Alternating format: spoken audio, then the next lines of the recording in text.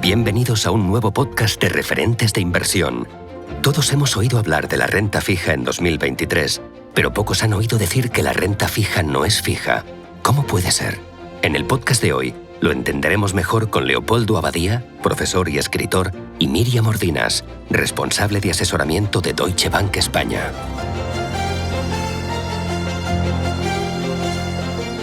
Bienvenido, Leopoldo. Hola. Es un placer y un honor compartir contigo este momento. Y para mí es un placer porque lo poco que te conozco es fenomenal. O sea que muy bien. Me hace muchísima ilusión, de verdad. A mí también. Bueno, pues en este escenario de subidas de tipos que tenemos, parece que el tema estrella es la renta fija, ¿no? Pero es verdad que hay un lema popular de que la renta fija es fija, pero ¿es fija de verdad? Yo diría que sí, porque si no se llamaría no fija. Visto así, sí. Bueno, porque además yo recuerdo que antes había gente que vivía de cortar el cupón. O sea, había una especie de papelitos así, con muchos cuponcitos, y se cortaba porque era que cobraba renta fija. Y había gente, viejecitos, que vivían todavía, pues de no sé qué, habían prestado dinero a una compañía y están viviendo de eso, de cortar el cupón. Ahora me dices que no es esto, pues me has hundido totalmente.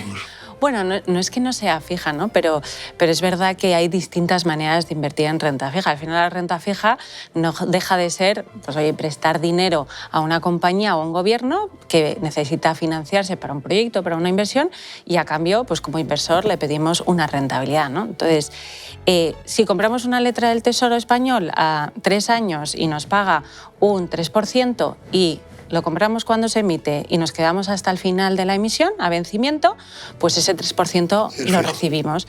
Es fijo, o sea, tenemos cierta certidumbre de que lo vamos a recibir. Sí. Pero claro, si quebrara el Estado español, que es poco probable, pues ahí tenemos el riesgo de impago. Entonces, fija no es. Sí, claro. Yo me acuerdo cuando, no hace mucho, estaba que la prima de riesgo, era cuando los mercados, por decirlo así, se fiaban menos de España que de Alemania. Yo me acuerdo que la prima estaba en 607, Wow, sí.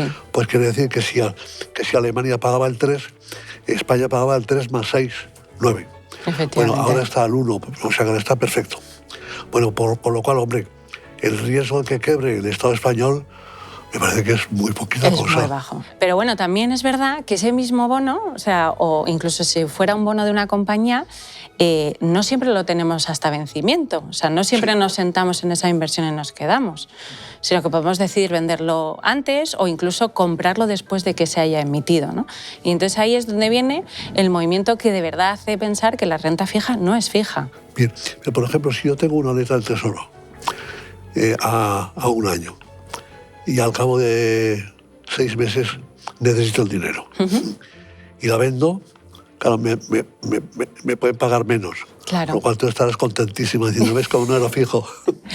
Bueno, menos o más, porque siempre vemos el lado negativo, pero también puede ser que pague más. Claro. O sea, al final lo que hay que ver es que, aunque tú cuando lo compres a vencimiento tienes una rentabilidad que conoces desde el principio, si tú decides salir o entrar antes de esa inversión, eso tiene una fluctuación, ¿no? Sí. Eso tiene una fluctuación. ¿Y de qué depende esa fluctuación? Bueno, pues hay 2 factores que son los que lo condicionan. El primero es el coste del dinero, que es la evolución de los tipos de interés, que ahora es verdad que estamos viendo un escenario que está subiendo, como bien sabes, muy rápido los tipos de interés.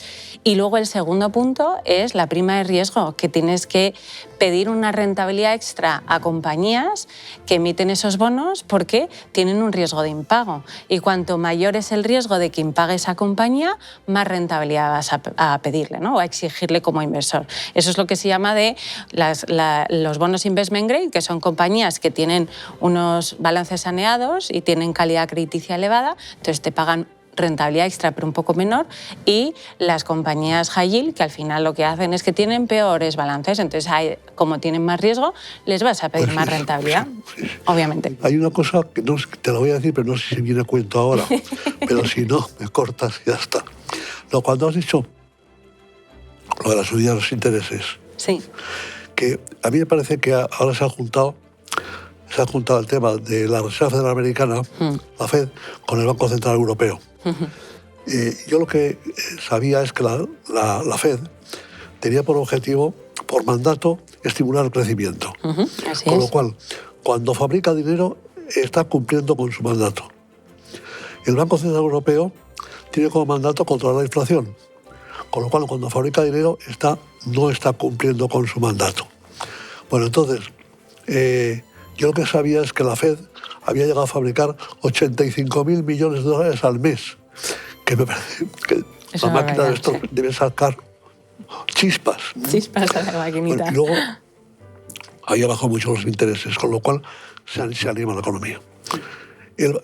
Esto, todos sabemos que cuando pasa eso, viene la inflación. Todos. Todos. Sí, no hace falta ser. Sí. Todos lo saben. Cuando se inyecta liquidez. El Banco Central Europeo, que no podía hacer eso, como las cosas estaban muy feas, empezó a hacer lo mismo. 85.000 millones de euros y lo mismo con los intereses.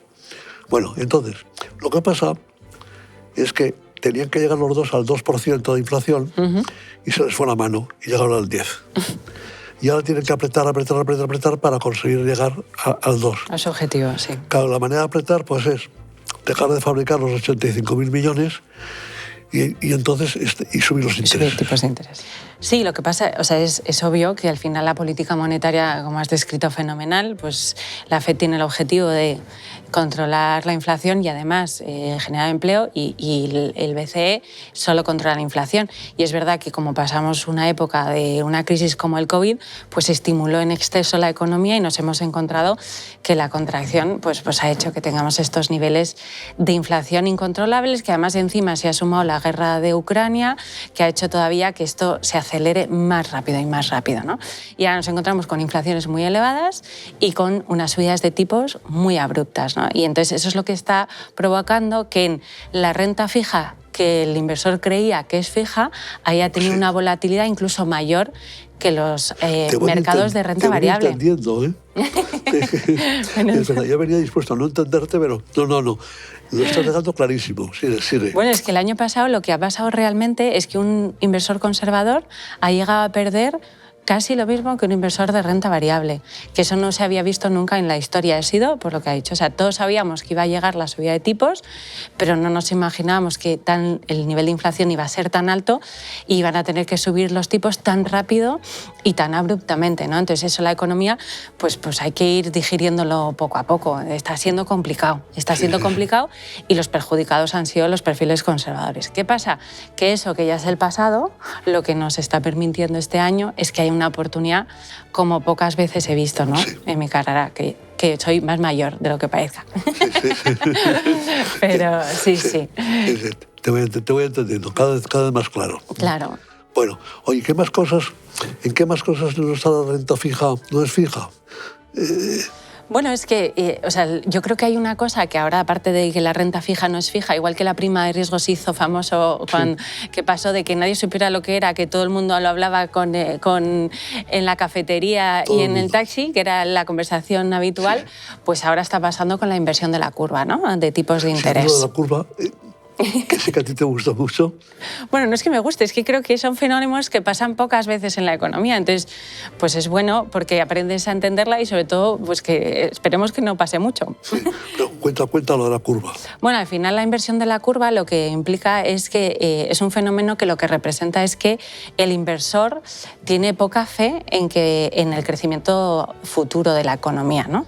Entonces, por eso digo que es un fenómeno que se da pocas veces, muchas veces anticipa recesión y ahora lo que están viendo los economistas es si en vez de recesión va a ser solo una desaceleración económica, ¿no? Sí. Pero básicamente para el inversor lo que implica es una oportunidad. Un inversor de renta fija lo que le implica es que tú tienes unos bonos a corto plazo, o sea, 2-3 años, que te van a pagar lo mismo, te van a dar la misma rentabilidad que si invirtieran en ese mismo emisor en un bono a 10 años, ¿no? Sí. Entonces dices, pues es una oportunidad que lógicamente debería pasar poco, ¿no? O sea, en cuanto este miedo a ese control de la inflación, a ese miedo a, oye, por fin llegamos al final del ciclo de subidas de tipos, en agosto dicen que no, que seguimos manteniendo los tipos elevados, ahora parece que otra vez vamos a llegar al final de la subida de tipos de interés por parte de los bancos centrales, pues si esa incertidumbre se relaja, esa inversión de la curva debería volver a su cauce, ¿no? Entonces esa oportunidad pues es una ventana para inversores conservadores, ¿no? Sí. Oye, yo tengo una ventaja, que es que no soy economista. Como soy ingeniero textil, puedo decir lo que me dé la gana. Bueno, pero sabe Porque mucho. lo más que puede pasar es que me digan, usted no tiene ni idea. Pues es verdad. Pero resulta que sí que tengo idea, no claro, se sabe por hombre.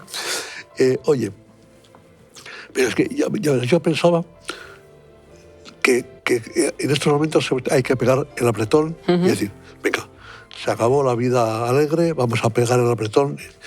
Entonces esto exige por parte de la FED y por parte del Banco Central Europeo hacer las cosas, iba a decir, muy bien. Bueno, es que... No sé, iba a decir, con mucho...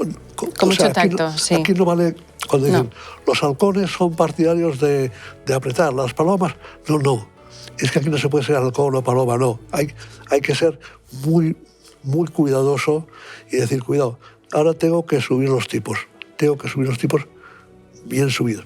Y me da la impresión de que no siempre lo hacen así. ¿Sí? Bueno, es que es difícil, ¿eh? A mí no me gustaría ser presidente del Banco Central Europeo, porque además es verdad que los últimos ciclos económicos y recesiones que hemos tenido han sido muy cortas. Ha habido, porque claro, antiguamente los estímulos eran política monetaria, subo tipos de interés o los bajo si tengo control al contrario. Y luego estaba la política fiscal, pero luego se han ido creando nuevos estímulos de inyecciones de liquidez. Entonces es verdad que cada vez tenemos las economías más intervenidas por los bancos centrales. Entonces eso, que es muy bueno para épocas como el COVID, que lo que hace es que nos permiten recuperarnos en tiempo récord, pues luego lo que hace es que tenemos, ¿no?, un poquito de sobrevaloración que luego, como dices tú, hay que ir acortando y le hace más difícil volver al cauce de donde tiene que estar, ¿no?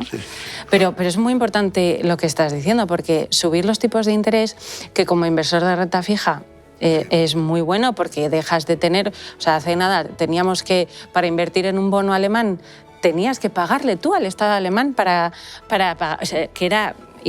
era increíble. O sea, es que no me sale ni la palabra. Porque... Si usted quiere pedir que prestarme dinero, pague. Claro, es que era así. O sea, que era, por eso todos sabíamos que tenían que subir los tipos, ¿no? Sí.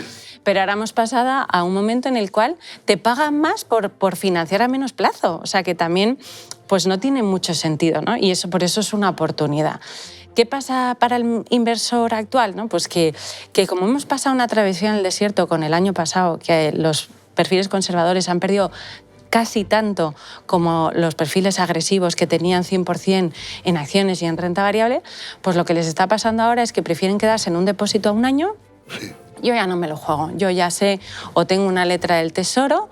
De hecho, en España hemos movido hasta la curva en los plazos cortos de las letras del Tesoro. O sea, el Estado español nos paga menos que Francia. Porque todos los minoristas nos hemos ido a comprar letras del Tesoro, porque estamos muy seguritos. La renta fija es fija, por fin, ¿no? Porque es fija. Por fin. Entonces yo ya tengo mi letra del Tesoro, que el gobierno español, oye, difícilmente quebrará, y estoy tranquilo y me olvido de complicaciones, ¿no? Sí. Pero claro, si como inversor quieres planificar tu cartera a 3-4 años vista, que es lo que deberías tener en un horizonte temporal, pues estás perdiendo una oportunidad de oro, porque dentro de un año, cuando tengamos ese vencimiento del depósito, como ya los bancos centrales habrán dejado de subir tipos, incluso se habla ya de que empiecen a bajar tipos de interés el año que viene, cuando tú renueves tu depósito te van a pagar menos. Esa letra del Tesoro que se vuelva a emitir del Estado español te va a pagar menos. Y el año siguiente todavía menos, ¿no? Entonces, pues ahora la oportunidad real está en montarte una cartera de bonos en el cual sea a 3-4 años y tú ya tengas una rentabilidad del 4,5% en una cartera de empresas investment grade, que es calidad crediticia atractiva, y no tengas que estar pendiente de si va a bajar tipos, porque en 3-4 años pues esperemos que los bancos centrales hayan bajado los tipos, que la inflación se haya controlado y entonces preservar el capital contra inflación va a ser más fácil, porque es que ahora mismo claro. Es que el que no invierte está perdiendo dinero. Cada día que no estás invertido estás perdiendo dinero contra inflación. Vamos, yo lo veo con las chuches de mis hijos. Antes les daba 1 euro y les daba para una bolsa. Ahora me piden 3 euros para la misma bolsa de chuches y me dicen, mamá, ¿esto es la inflación? Y digo, pues sí, sí lo es. Hijo mío, ya lo has entendido. Claro. Sí, si te lo cuento yo, es peor. Porque para mí la inflación era lo normal absolutamente. Claro. Pero no por política monetaria, sino por política familiar. Bueno, claro, con 12 hijos, vamos, no quiero ni pensar. Era otra cosa. Oye, una cosa. Hay una cosa que he inventado. Vamos a ver qué he inventado. Es que de vez en cuando Sorpréndeme. Es que de vez en cuando me hacen preguntas y invento la contestación. Que creo que está bien. Cuando me dicen, ¿cómo va España? Pues se me ocurre decir, para saber cómo va España hay que mirar 3 cosas. El déficit, la deuda pública y el número de parados. Bueno, entonces, te digo porque como hablabas tú del bono alemán, o sea, de prestar dinero a Francia o a Alemania o así, si yo digo, tengo un dinero para invertir y no sé si comprar bonos españoles, alemanes o franceses. ¿Vale la pena que yo haga el cálculo de déficit, deuda y parados para Alemania, Francia y España? Es decir, en función de lo que me salga, tendré un dato más, porque al final... Bueno, es un dato importante porque ahí entraría lo del riesgo emisor. Sí. O sea, ahí lo que estoy valorando es la calidad de pago que tendrá cada país. Sí. Claro, que eso es lo primero que hay que mirar, porque en renta fija el peor escenario que hay es que te impague, porque ahí lo pierdes todo. Por eso lo de la renta fija no es fija, o sea, puedes tener cierta certidumbre del interés, pero como impague, ahí no ganas nada. Por eso lo que estás diciendo es muy importante, que es la diversificación. O sea, lo que el refranero español llama de toda la vida no poner los huevos en la misma cesta, pues en inversión es sabiduría popular, efectivamente. ¿No? O sea, pero en renta fija cobra más importancia, porque al final, entre que los mínimos de inversión son elevados, porque al final para invertir en un bono tienes que invertir mínimo 50.000 euros, pues al final hacerlo a través de un fondo de inversión que con 1.000 euros ya puedes tener una cartera diversificada de bonos, bien sean bonos del gobierno que lo que haces es diversificar entre Alemania, España, Italia, y vas viendo en distintos tramos y vencimientos de la curva de tipos de interés, o lo haces en bonos corporativos que emiten las empresas, sí, de alta calidad crediticia, de un poquito peor, vas jugando un poco, ¿no? Pero... Sí. Oye, lo que pasa es que yo estaba pensando, si lo haces bonos de las empresas, se está pareciendo más a renta variable. Es buenísima pregunta. O sea, es una manera, inviertes en compañías, lo que pasa es que lo haces de maneras distintas, ¿no? O sea, cuando tú compras un bono, tú lo que te conviertes es en acreedor de esa compañía, ¿no? Porque le estás comprando una deuda que te va a repagar lo que has invertido más un interés. En cambio, cuando lo haces en renta variable, lo que estás haciendo es comprar una acción. Claro. Compras parte del capital, te conviertes en su socio, por así decirlo, el dueño, ¿no? El dueño, sí, en socio de los accionistas, ¿no? Entonces, y es verdad que cuando hay impago, lo que se llama el orden de prelación, que es, bueno, cuando hay impago de la compañía, ¿a quién pagas primero, no? Pues al que pagas primero suele ser al acreedor y luego al socio, ¿no? Entonces, por eso la renta variable tiene más riesgo y por eso también le exiges más rentabilidad. O sea, al final, rentabilidad y riesgo siempre van de la mano, siempre. Y si no, mal vamos. La deuda realmente la estamos pagando porque pagamos los vencimientos, con lo cual incluso además podemos conseguir quizá condiciones mejores según cómo se... Bueno, dependerá de la evolución de los tipos, efectivamente. Pues antes se pagaba menos y ahora con la subida de tipos tienen que pagarnos más para que sea atractivo. Que yo decía, no, es que, oiga, tal como está compuesta la deuda, pues se pagará, se está pagando. Bueno, pero ¿por qué es atractivo? Por lo que estamos hablando, para un inversor le resulta atractivo comprar un riesgo que es España, que es lo menos arriesgado para tener una rentabilidad, y la rentabilidad es atractiva, ¿no? Entonces, al final, en conclusión, pues lo que estamos diciendo, la renta fija no es fija. Puedes tener cierta certidumbre del interés que te va a pagar siempre y cuando te quedes hasta el vencimiento de esa emisión, pero si te vas entrando y saliendo en el camino, ahí puede haber variaciones y dependerán de la evolución de los tipos de interés y de la prima de riesgo o la rentabilidad extra que te tiene que pagar esa compañía que emite, ¿no? Depende de la calidad que tenga esa compañía, le exigirás que te pague más o que te pague menos, ¿no? Oye, una Es cosa, un poco... que teníamos que hacer un resumen tú y yo al final. Pero si lo has hecho ya. Ya está. Te lo he Ya quitado. hemos acabado con un resumen brillantísimo.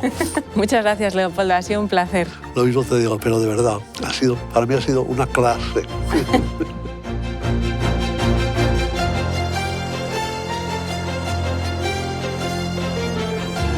Descubra más en referentesdeinversión.es.